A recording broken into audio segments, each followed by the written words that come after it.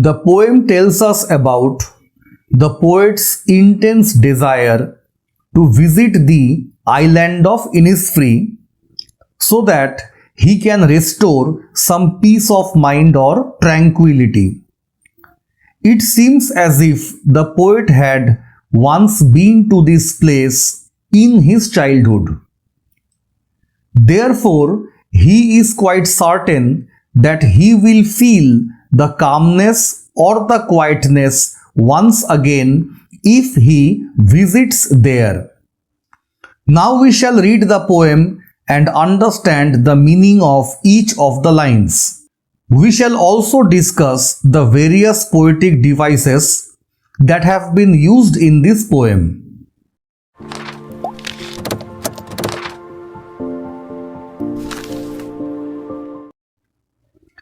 I will arise and go now and go to Innisfree. Here the word arise means to get up or to stand up. The poet wants to get up and move towards the island of Innisfree. In fact, he wishes to visit Innisfree to feel some peace of mind away from his busy life in the city. He wants to feel the calmness there in the island of Innisfree. And a small cabin built there of clay and wattles made. Cabin means a small private chamber or room. Wattles mean thin branches or twisted sticks used as materials for making fences. The poet plans to build a small cabin for himself at Innisfree where he can stay for a certain period of time. He will live in that cabin peacefully in the lap of nature. He will build the cabin with the help of clay or mud and with wattles.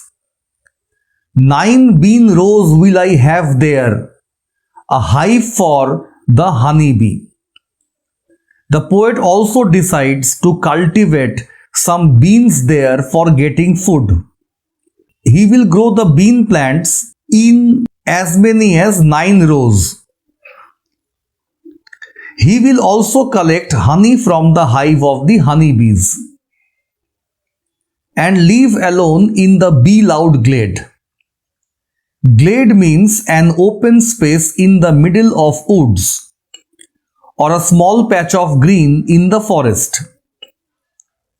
The poet expects to live there in the island of Innisfree all alone and enjoy the melody of the buzzing sound produced by the bees. Now the poetic devices.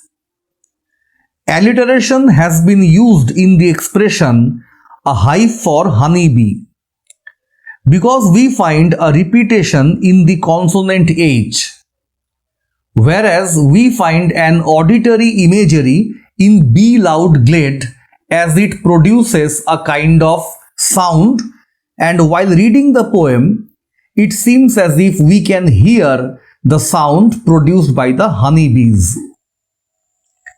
And I shall have some peace there, for peace comes dropping slow.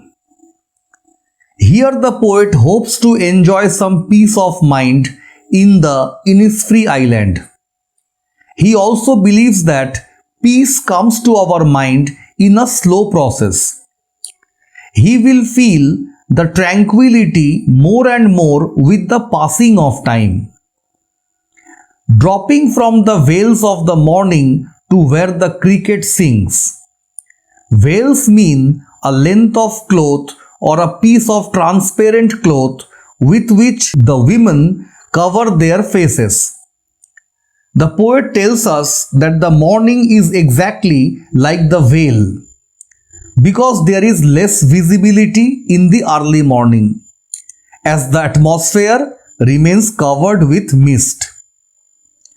With the passage of time, when the sun moves up, the mist is removed and we find a clear atmosphere. Similarly, the poet hopes to restore his mental peace slowly and steadily in the island of Innisfree. He also expects to enjoy the melody of sound produced by the song of cricket. Cricket is a tiny chirping insect. Their midnights all a glimmer and soon a purple glow.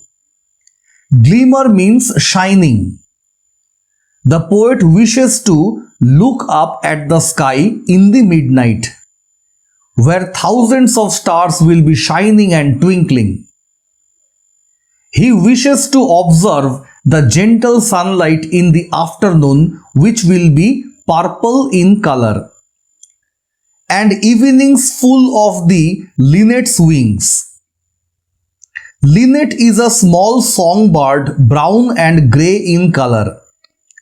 In the evening, he likes to listen to and enjoy the beautiful sight of the linnets returning to their nest. Now the poetic devices. There are a few visual imageries in the stanza, like midnight's all a glimmer, noon a purple glow, evenings full of linnet's wings. I will arise and go now for always night and day. The poet expresses his desire to visit the island of Innisfree. He repeats the line once again. Repetition is generally made in poetry to enhance the effect or the intensity of the poet's desire. He tries to emphasize on the fact how much he wishes to visit the island of Innisfree. His desire to visit the place has almost made his life restless. He can hear the call of the island day and night. I hear the lake water lapping with low sounds by the shore. Here lapping means striking or hitting. The poet seems to hear the soft sound of the lake water hitting the shore, that is the borderline or the boundary of the lake. While I stand on the roadway or on the pavement's grey. Pavement means footpath or sidewalk. Even when the poet stands by the side of the road or walking on it, it seems as if he can clearly hear the call from Innisfree. The color grey, however, symbolizes dullness, which the poet relates with his life in the city. He feels the dullness of life in the city and therefore wishes to escape it as soon as possible. I hear it in the deep heart's core. Heart's core means the innermost part of the heart. The poet tells us that he can hear the call even in the innermost part of his heart. It is such a call which cannot be denied. The poetic devices. There is an onomatopoeia used here in the expression water lapping.